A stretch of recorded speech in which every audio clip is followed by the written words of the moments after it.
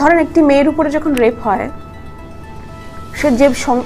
সে যে কষ্টের ভিতর দিয়ে যায়। ডিবি হারুন প্রতি রাতে 7 বার করে চাইতেন আমাকে, নিজের ইচ্ছে মতো সব করতেন আমার সাথে। এইমাত্র ডিবি হারুনকে নিয়ে কি বললেন অভিনেত্রী কাজী নওশাবা আহমেদ, দেখলে চমকে উঠবেন। বিস্তারিত জানতে হলে ভিডিওতে একটি লাইক দিয়ে শেষ পর্যন্ত দেখুন। হারুনুর রশিদ। তবে এবার সামনে এসেছে নতুন তথ্য। জানা গেছে হারুনের ভয়ঙ্কর ফাঁদে পড়েছিলেন বাংলাদেশের চিত্রনায়িকা পরিমণিও। অভিযোগ উঠেছে হারুনের ফাঁদে পড়ে অন্ধকার জগতে জড়িয়ে পড়েছিলেন তিনি। ফিরে আসতে চাইলেও বারবার শিকার হয়েছেন নানান হুমকি এবং ব্ল্যাকমেইলের। কিশোরগঞ্জের মিঠামইন উপজেলায় জন্ম নেয়া হারুন 1996 সালে আওয়ামী লীগ সরকারের সময়ে ভুয়া মুক্তিযোদ্ধা কোটায় চাকরি পান। ঘুষ, চাঁদাবাজি থেকে শুরু করে টিভিতে ডেকে নিয়ে টাকা আদায়, জিম্মি করা, আটক রেখে নির্যাতন, জমি দখল, গুম, খুন, মিথ্যে মামলায় হয়রানি, এমন কোনো কাজ নেই যা করেননি তিনি। এ থেকে নিস্তার পাননি বাংলাদেশের চিত্রনায়িকা পরিমণিও। ধরেন একটি মেয়ের উপরে যখন রেপ হয়, সে যে কষ্টের ভিতর দিয়ে যায়। ডিবি হারুন প্রতি রাতে 7 বার করে চাইতেন আমাকে, নিজের ইচ্ছে মতো সব করতেন আমার সাথে। এইমাত্র ডিবি হারুনকে নিয়ে কি বললেন অভিনেত্রী কাজী নওশাবা আহমেদ, দেখলে চমকে উঠবেন। বিস্তারিত জানতে হলে ভিডিওতে একটি লাইক দিয়ে শেষ পর্যন্ত দেখুন। সুপ্রিয় দর্শক, নিরাপদ সড়কের দাবিতে 2018 সালে সড়কে নেমেছিল বিভিন্ন শিক্ষা প্রতিষ্ঠানের শিক্ষার্থীরা। সেই সময় সোশ্যাল মিডিয়ায় সরকার বিরোধী এক পোস্ট করার দায়ে গ্রেপ্তার করা হয়েছিল অভিনেত্রী কাজী নওশাবা আহমেদকে। গ্রেপ্তারের পর 4 দিনের রিমান্ডে নেওয়া হয়েছিল তাকে। সেখান থেকে কারাগারে প্রেরণ করা হয় এই অভিনেত্রীকে। 2018 সালের 21 আগস্ট 5,000 টাকা মুচলেকায় সিএমএম আদালতে জামিনে মুক্তি পান নওশাবা। সেই সময় নওশাবার গ্রেপ্তার ও তার সঙ্গে ঘটে যাওয়া ঘটনাগুলো বেশ চর্চিত ছিল। এরপর দীর্ঘদিন অভিনয়ও দেখা মেলে না নওশাবার। কোথায় ছিলেন, কিভাবে কেটেছে এই সময়গুলো, গ্রেপ্তারের আগে পরে কি হয়েছে, সেসব নিয়েই সম্প্রতি এক সাক্ষাৎকারে কথা বলেছেন তিনি। এ সময় নওশাবা জানিয়েছেন গ্রেপ্তারের পর কতটা দুর্বিষহ সময় পার হয়েছে তার জীবনে। গত 6 বছরে 20 বার বাসা বদলেছেন এই অভিনেত্রী। কোথাও বেশি দিন নিরাপদে থাকতে পারতেন না বলে একটি পডকাস্টে জানিয়েছেন নওশাবা বলেন, ফেসবুকে সেই স্ট্যাটাস দেওয়ার পরে মাত্র 13 মিনিটে সবকিছু হ্যাক করা হয়েছিল। এর কিছুক্ষণ পরেই গ্রেপ্তার করা হয় তাকে। বিগত 6 বছরে কোথাও বেশি দিন থাকতে পারেননি নওশাবা। প্রচারের অপেক্ষায় থাকা সেই পডকাস্ট শো এর একটি ছবি পোস্ট করেছেন তানভীর তারেক।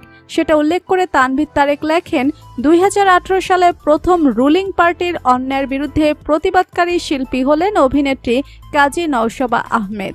এরপর আয়নাঘরে তাকে 21 দিনের নির্যাতন, অতঃপর রিহাবে 6 মাস। নিজের মেয়েকেই চিনতে পারত না নওশাবা। সেই সময় থেকে একমাত্র কন্যাকে নিয়ে গত 6 বছরে 20 বারের ওপরে বাসা বদলেছে। কেউ বাসা ভাড়া দিতে চায়নি, সংসার ভেঙেছে, নিজের বাড়িতে জায়গা হয়নি, কারণ ভাই ও আত্মীয়রা নিরাপদ মনে করেনি। বন্ধুর নামে বাসা ভাড়া নিয়ে বোরকা পরে ঢুকতেন, কোনো আপোষ করেননি।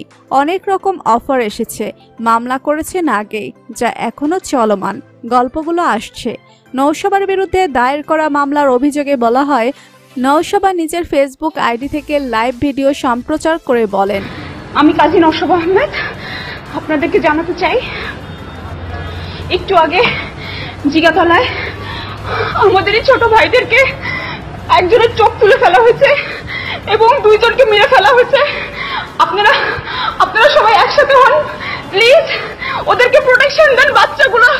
আমি কাজী নওশাবা আহমেদ আপনাদের জানাতে চাই, একটু আগে জিগাতলায় আমাদের ছোট ভাইদের একজনের চোখ তুলে ফেলা হয়েছে এবং 2 জনকে মেরে ফেলা হয়েছে।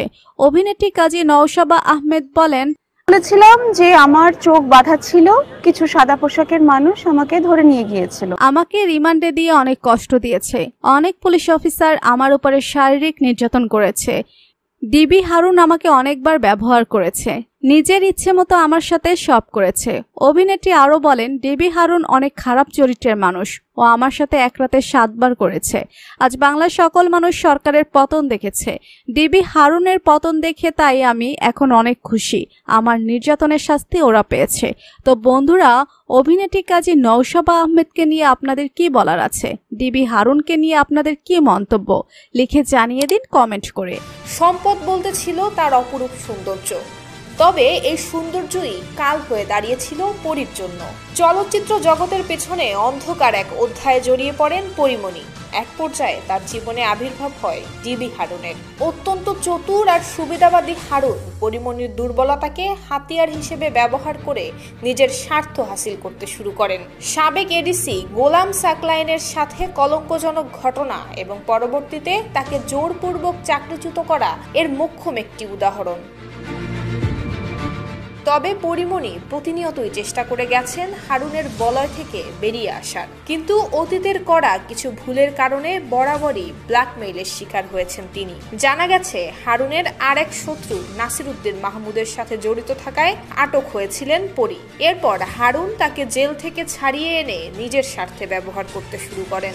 এক পর্যায়ে এই অন্ধকার জগৎ থেকে বেরিয়ে আসার সব রকম আশাই হারিয়ে ফেলেন পরীমণি। আর 5টা মানুষের মতো পরীমণিরও স্বপ্ন ছিল সাজানো গোছানো সংসারের, কিন্তু বাস্তবতা ছিল নির্মম। অবশেষে গত 5 আগস্ট শেখ হাসিনার ক্ষমতাচ্যুতির মাধ্যমে সেই কাঙ্ক্ষিত স্বাধীনতা অর্জন করেন পরীমণি।